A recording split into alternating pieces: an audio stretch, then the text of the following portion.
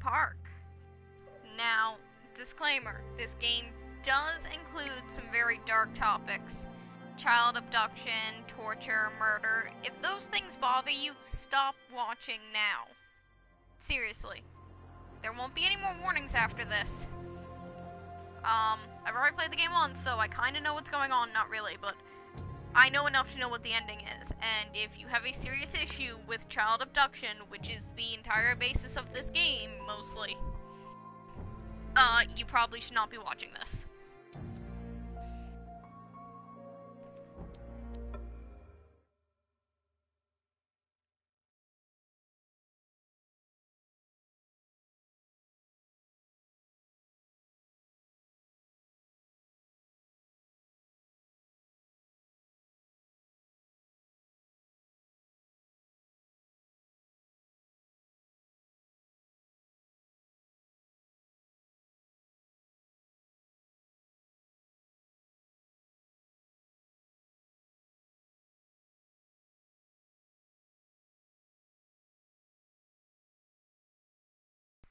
It's taking an extra long time to load. It did this the last time and crashed everything.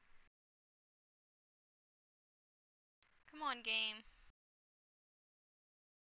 Please.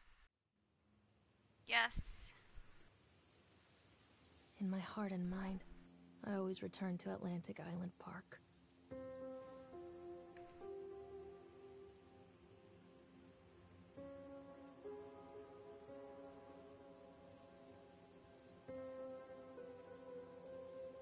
Where's Mr. Bear? I haven't seen Mr. Bear, Callum.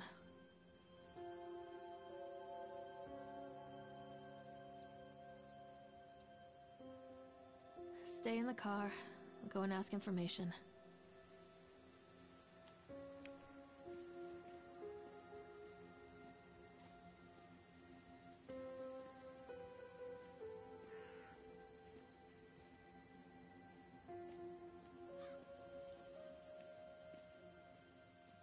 That's an interesting place to put some rocks.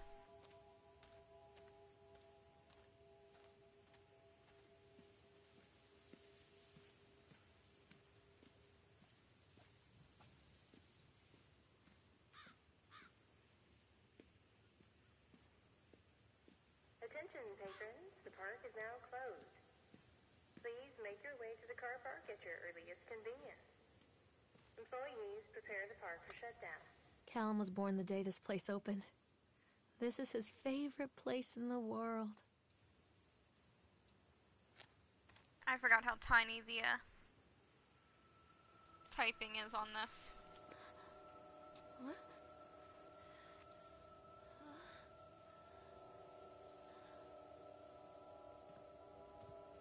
Hey, Lorraine. Lorraine. Don't blame yourself, Lorraine. People lose things all the time. Take a deep breath and think about the last place you saw your son's teddy bear. Hey, stop! I think your boy just ran into the park. I'll unlock the gates for you.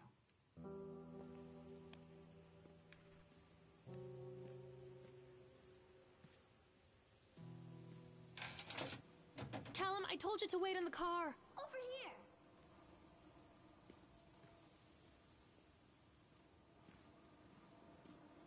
Oh wow, I didn't see this the first time.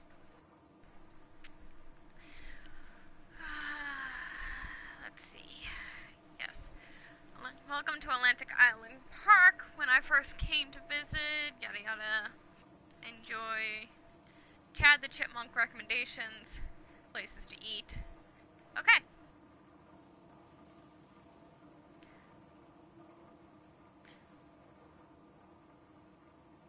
Oh, so that's who Top Hat Guy's supposed to be. Wait up there for Mommy, Callum. Over here! There's something special about the entrance to an amusement park. A line drawn between the real world and the world of whimsy within. On this side, the apathy of our everyday lives. And on the other, anything we might dare to dream. Is that blood? It's no wonder Callum ran back inside. I wouldn't want to leave either. Attention employees, the park is now closed. Have a safe journey home. Russ or something.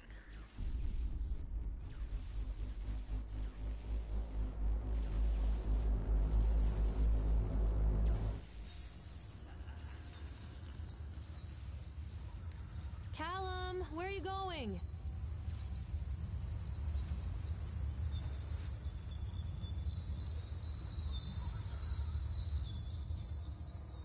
Callum, come back here right now! Oh God. The park. What happened here? It's easy to get lost here. It's a big circle. How do you get lost? You can't catch me.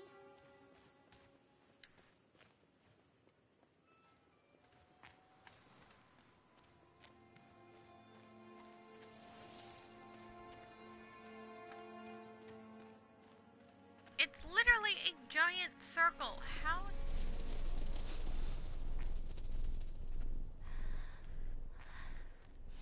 Run away from the vibrating face. God damn it, Callum! Mommy needs to see you, Callum. This way.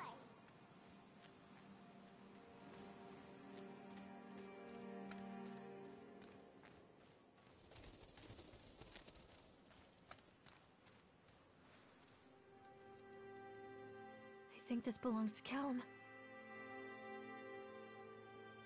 He lost his shoe? That reminds me of the old Stephen King movie, Pet Sematary, where the little kid gets run over and all you see is like the blood-covered shoe.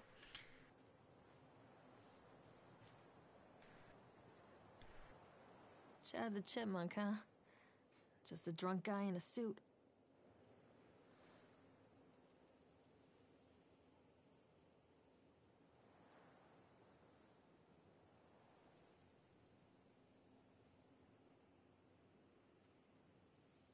Well, Chad is covered in blood.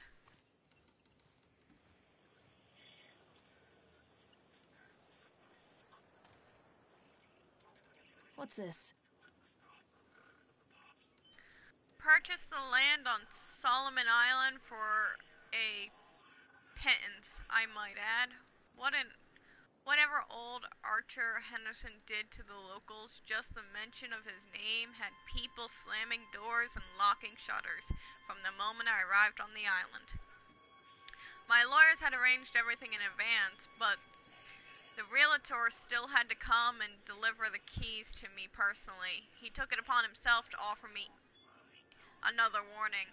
I don't know what you're planning to do with this land, Mr. Winter, but the soil here is bitter with a cursed claim from the old country.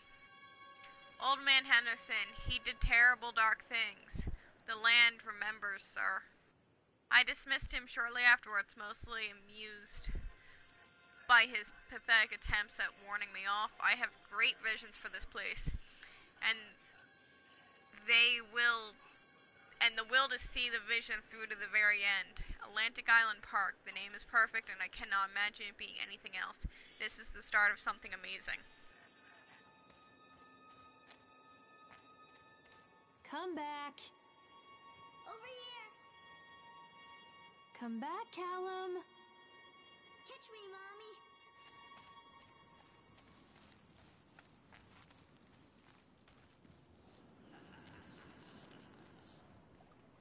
Callum, stay where you are.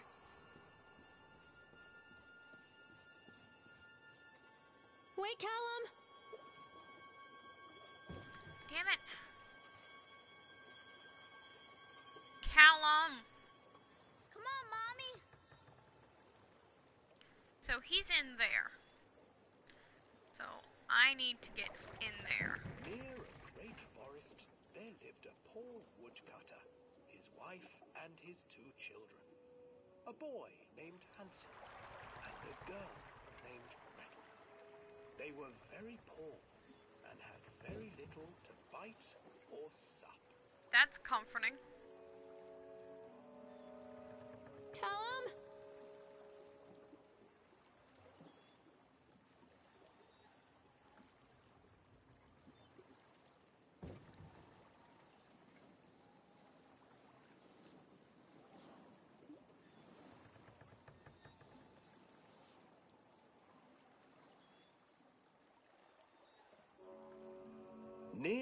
great forest, there lived a poor woodcutter, his wife and his 2 children.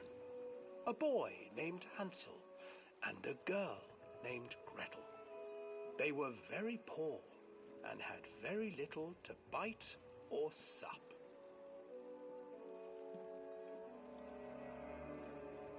"What will become of us?" the woodcutter asked his wife one night. "I tell you what, husband, we will take the children into the thickest part of the forest tomorrow and abandon them there." What was that? What? "No, my wife. Was that? I cannot do that," said the man. "Then we will all 4 starve, you fool." Hansel and Gretel overheard their parents talking, and Gretel began to weep. "Do not fret, Gretel," Hansel said. Count He 'em? crept out of the hut and gathered white stones from the ground to fill his pockets.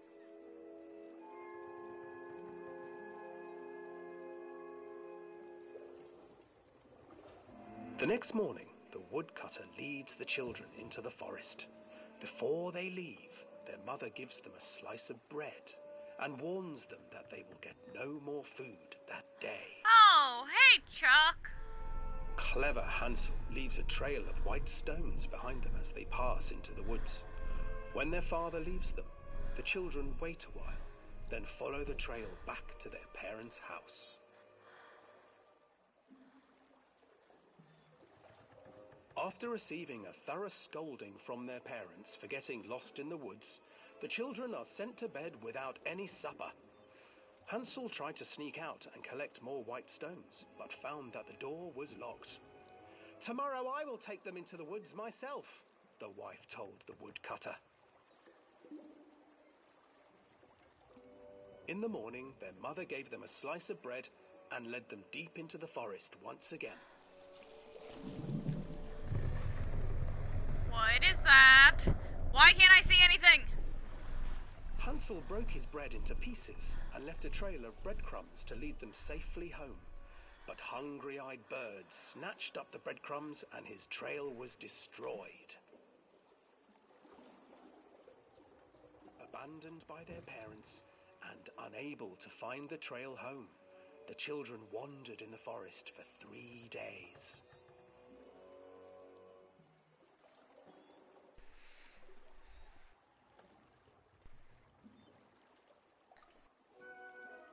The children stumbled into a clearing with an exceedingly strange house. Its walls were made of gingerbread, and its windows were panes of clear sugar. Hansel, desperately hungry, ran forward and began to nibble on the walls.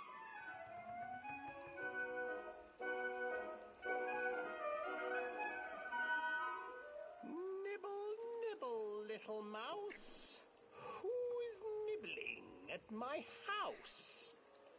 An old woman emerged from the house, sniffing the air and peering around with cloudy eyes. "Oh, you dear children, who brought you here? Just come in and stay with me. No harm will come to you." But Hansel and Gretel stayed back, for the old woman reminded them of their cruel mother. "Come, children, don't be afraid. I have something for you." The old woman offered them 2 enormous lollipops. The children took them and began to eat. "You see, nothing to fear here. Come inside," the old woman urged, and the children, still licking their sweets, followed.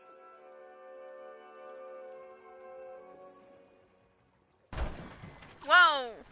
Once inside the house, the old woman changed. She stuffed Hansel into a cage and put Gretel to work, sweeping and cleaning her hut. "Your brother will make a good mouthful," the old witch told Gretel. "Once he is fattened up, I shall feast upon him."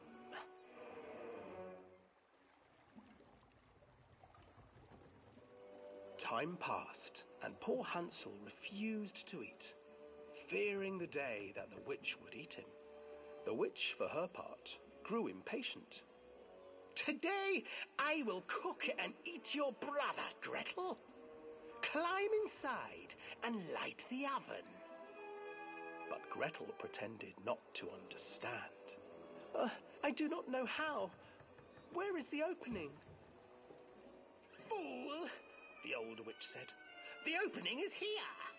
And she moved to show Gretel. Seizing her courage, brave Gretel gave the witch a shove, and the old crone tumbled forward into the oven. Gretel slid a large iron bolt over the door to the oven. Gretel freed her brother Hansel, and together they lit a fire beneath the oven. And though she screamed and begged, the children sat by the oven until her screams had stilled, and the witch was cooked. And then, because even children can't survive on sweets, they divided up the body of the old witch and ate her.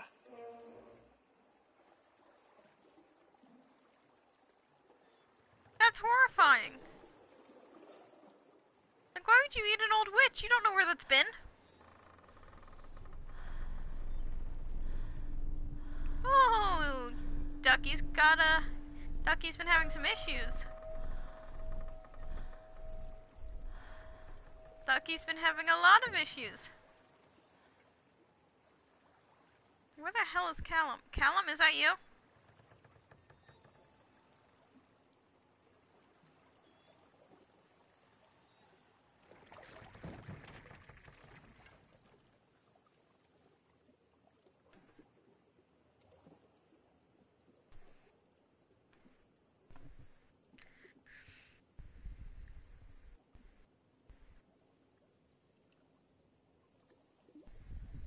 Stay where you are!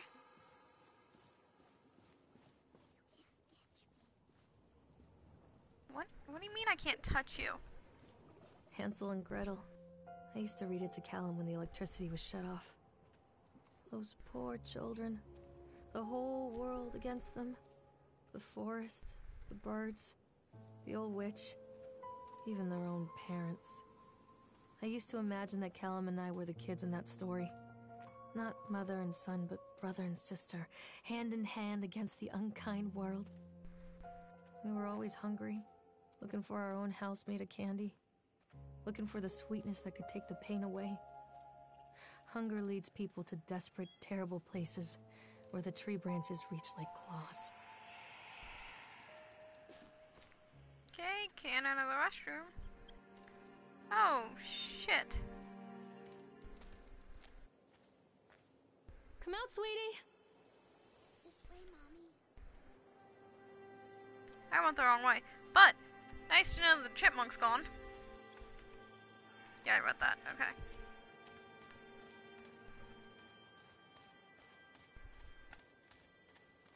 Why is it now lighting up? Was it lit up before? No, it wasn't. Maybe it's because I completed it?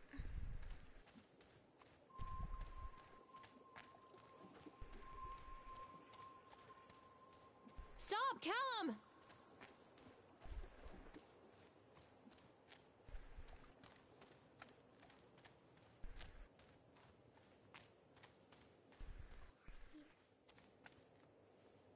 Callum?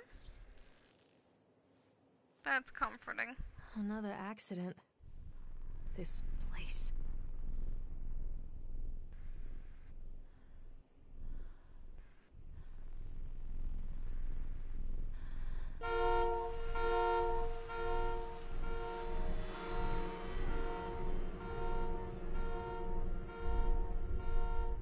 That wasn't an accident. Mr. Bear has a knife in his eye. Looks more like a suicide.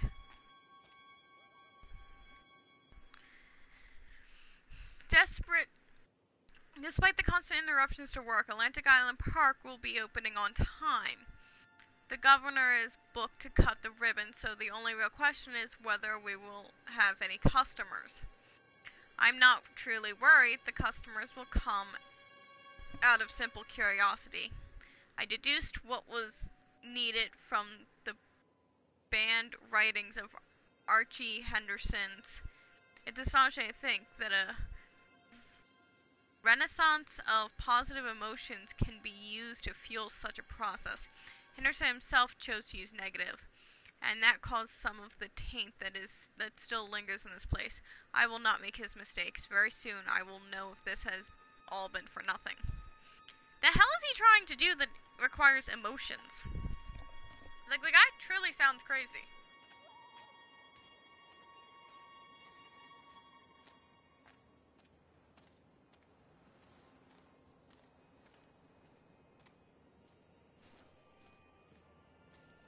Nope, nothing up there. Don't hide from me, Callum. You up there, Mr. Chipmunk? Come on, Chuck.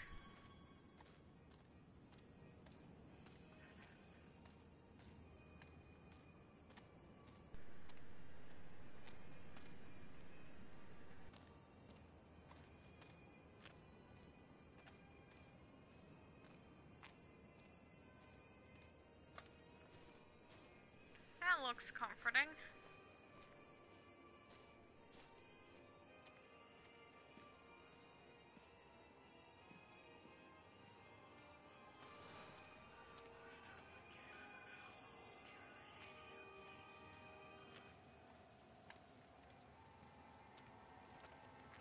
This place is such a dump.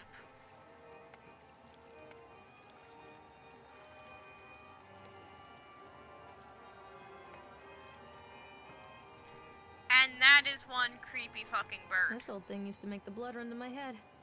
Make me dizzy. Callum? Where'd you go? The guy just snapped. Those poor kids.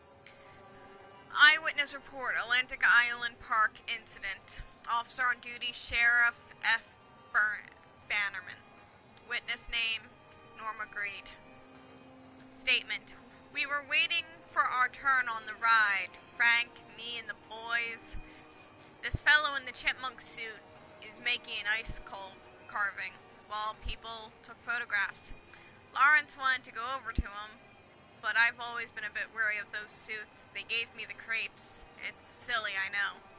Anyway, the chipmunk man, he was carving and poking away at the ice. And at first we thought he was making some animal, like a tiger or a lion. But as more and more ice fell away, when you first looked, it was more like a human face smiling out of that block of ice. But the more you looked at it, the more you saw that there was something not quite right about the proportions, something unnatural that made your heart begin to beat just a little bit faster. Like you were prey and that thing in the ice was a hunter. But then these teenagers walked up and one of them made a face at the carving and said something rude to the guy in the chipmunk suit. And then, well, he went berserk. For a few moments it was chaos, everybody running away from the guy who had one of the teenagers on the ground, and he was stabbing him with the ice pick, and blood was spraying, and people were screaming, and Frank and I had the kids, and we were dragging them away as fast as we could. And the last thing I saw before Frank dragged me away was that the eyeball of one of those poor kids had landed on the ice sculpture, making the horrible creature look more or less alive.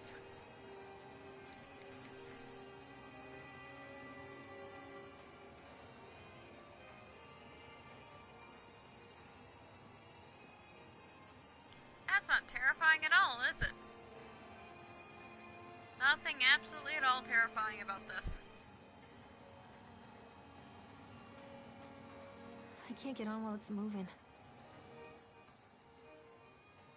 Decrease speed.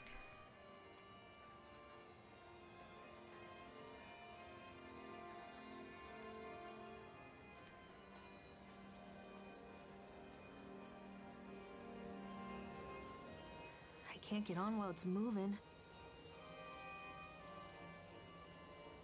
Oh, those cars have faces! Those are some, disgruntled looking cars. I can't get on while it's moving. To decrease the speed again, it should be stopped by now.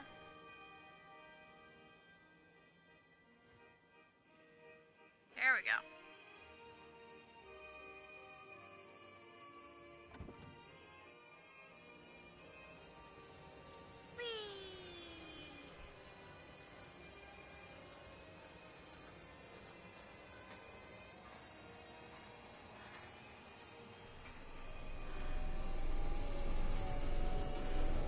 No, not we.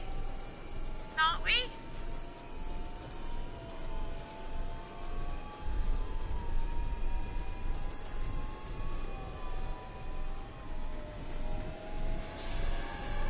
Wah-ha-hi. Aha. Where is he? Where is he? I can't see him.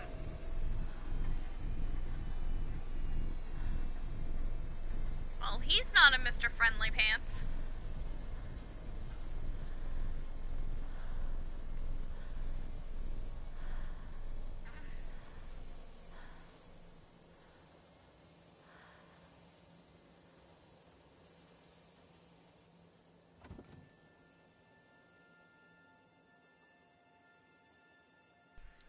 Alrighty then. I think this is a good place to leave all. Thanks for watching, guys. And please subscribe if you want to. What is that?